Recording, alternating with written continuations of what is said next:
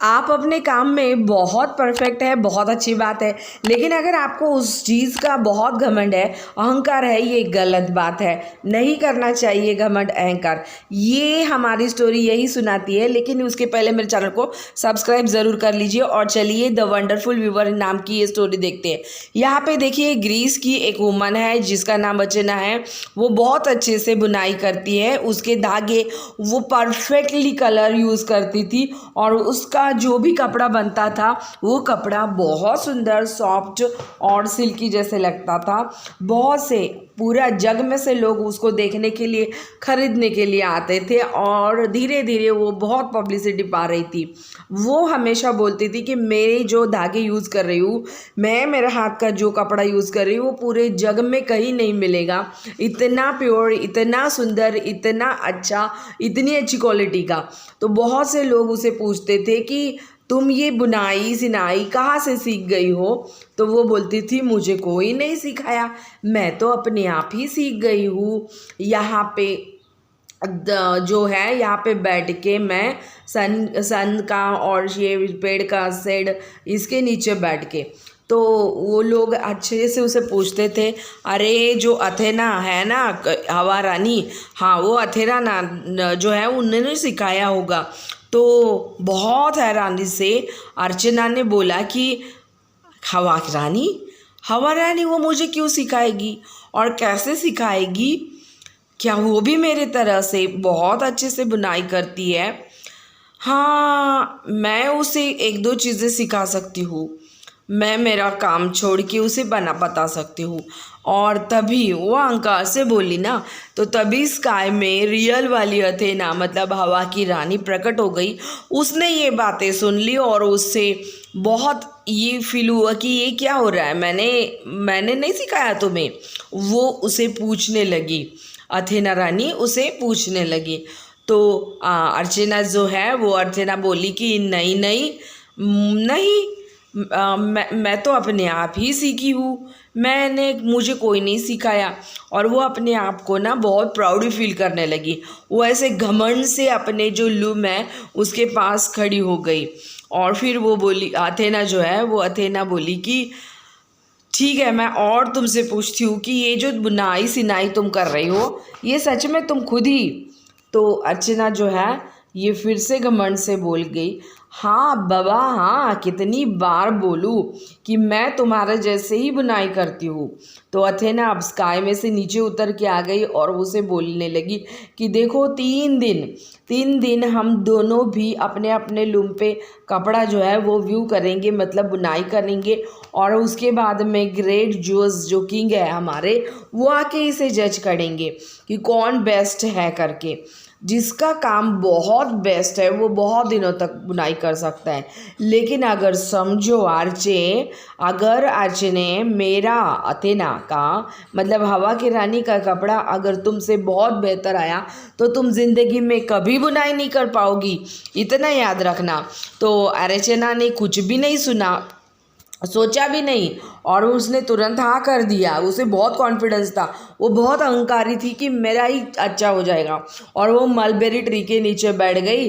Athena रानी जो है वो हवा में, मतलब स्काई में अपना बुनाई करने लगी। 3 दिन तक कंटिन्यू उन्होंने बहुत अच्छे से, जितना प्योर सिल्क कपड़ा से कर सकते हैं इतना अच्छे तरीके से उन्हें बुनना शुरू कर दिया था। और धीरे धीरे बहुत अच्छे से कपड़े वो कर रहे थे। और ऐसे करने करते करते करते अब क्या हो गया था कि हवा रानी जो है ना वो अपना काम कर रही थी। तो बाद में लोगों ने देखा कि कपड़े तो बहुत डिलाइटली हो गए हैं, लेकिन फिर भी जितना मतलब हवा रानी कर सकती थी उतना वो नहीं कर सकती थी। बाद में जोश है ना वो नीचे आके उन्होंने देखा अथेना अभी भी वीविंग कर रही थी, अपना बुनाई का काम चालू ही था। और वो इतनी अच्छे तरीके से कर रही थी।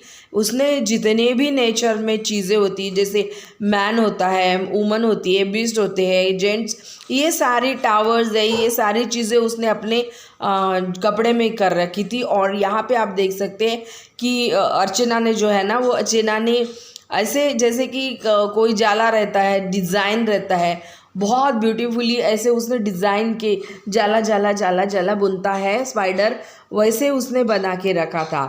तो अर्चना बोली कि बिना बुनाई सिनाई किए मैं ज़िंदा ही नहीं रह सकती हूँ। मुझे पता चल गया है कि मैं दुनिया में सबसे बेहतर नहीं हूँ। अथेना रानी जो हवा की रानी है, उसने नीचे आके उसके ऊपर दुख प्रकट किया और बोले कि ठीक है, देखो ज़िंदगी में तुम तो कभी अब बुनाई नहीं कर सकोगी, धागे को कभी हाथ नहीं लगा सकेगी, लेकिन मैं तुम्हें एक चीज़ प्रदान करना चाहती हूँ कि अगर तुम ऐसा सोचती हो कि तुम बुनाई करना चाहती हो, ज़िंदगी भर तुम्हें यही काम करना है, तो ठीक है। उसने अपने हाथ में जो था उसको अर्चना के सर पर रख दिया और फिर तुरंत उसे स्पाइडर बना दिया। तो निम्बल स्पाइडर तुरंत अपना काम करना शुरू कर दिया और आप देख सकते हैं कि स्पाइडर जो है वो अपना जाला बनाते हैं, वैसे जाला वो बनाना शुरू कर दी। इसका मतलब जो स्पिनिंग चालू था वो स्पिनिंग का ब्यूटीफुल डिज़ाइन में जाला बनाना अर्चना ने तब शुरू कर दिया। इतना ही फ़र्क है कि वो क्या बन गई थी, वो एक स्पाइडर बन चुकी थी। तो अहंकार मत कीजिए। चलो अब इसी स्टोरी को हम इंग्लिश में भी सुन लेते हैं। There was a young woman in Greece whose name was Arachne. She loved to spin and weave. The cloth that she made was so thin and soft and bright that people came from all parts of the world to see it. She said, "In all the world there is no yarn so fine as mine, and in all the world there is no cloth so soft and smooth, nor silk so bright and rare." "Who taught you to spin and weave so well?" someone asked. "No one taught me," she said. "I learned how to do it as I sat in the sun and the shade. No one showed me." "But it may be that Athena, the queen of the air, taught you and you did not know it?" "Athena, the queen of the air?" exclaimed Arachne. "How could she teach me? Can she spin or weave goods like mine? I should like to see her try. I can teach her a thing or two." As she finished saying this, she looked up and saw a tall woman wrapped in a long cloak. "Arachne," said the woman, "I am Athena, and I have heard your boast. Do you still mean to say that I have not taught you how to spin and weave?" "No one has taught me," said Arachne. "I thank no one for what I know." She stood up, straight and proud, by the side of her loom. "And do you still think that you can spin and weave as well as I?" asked Athena. Arachne's cheeks grew pale, but she said, "Yes, I can weave as well as you." "Then let me tell you what we will do," said Athena. 3 days from now, we will both weave, you on your loom and I on mine. Great Zeus, the king of gods, shall be the judge. If your work is best, then I will weave no more so long as the world shall last. However, if my work is best, then you shall never use loom or spindle again. Do you agree to this?" "I agree," said Arachne. The day of the contest came. Arachne had set up her loom in the shade of a mulberry tree, but Athena had set up her loom in the sky. Then Arachne took her yarns of finest silk and began to weave.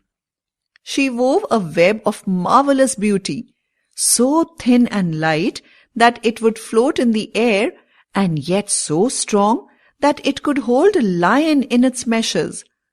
All who saw it were filled with delight. "No wonder that the maiden boasted of her skill," said the people. And Zeus himself nodded. Then Athena began to weave. The web which she wove in the sky was full of enchanting pictures of castles and towers, of men and beasts, and of giants and dwarfs. and those who looked upon it were so filled with wonder and delight that they forgot all about the beautiful web which Arachne had woven. "Oh, how can I live?" Arachne cried, "now that I must never again use loom or spindle?" She wept. Athena took pity on her and said, "I would free you if I could, but that is a thing which no one can do. You can never touch a loom or spindle again. However, I will give you a new form so that you can carry on your work without spindle or loom." Then Athena touched Arachne with the tip of the spear which she carried, and the maiden was changed at once into a nimble spider. It ran into a shady place in the grass and began merrily to spin and weave a beautiful web. Arachne still lives and spins and weaves, and the very next spider that you see may be Arachne. चलो अब तुम्हारी term है। Like करो इस video को, share करो, subscribe करो और ऐसे ही देखते रहिए। धन्यवाद।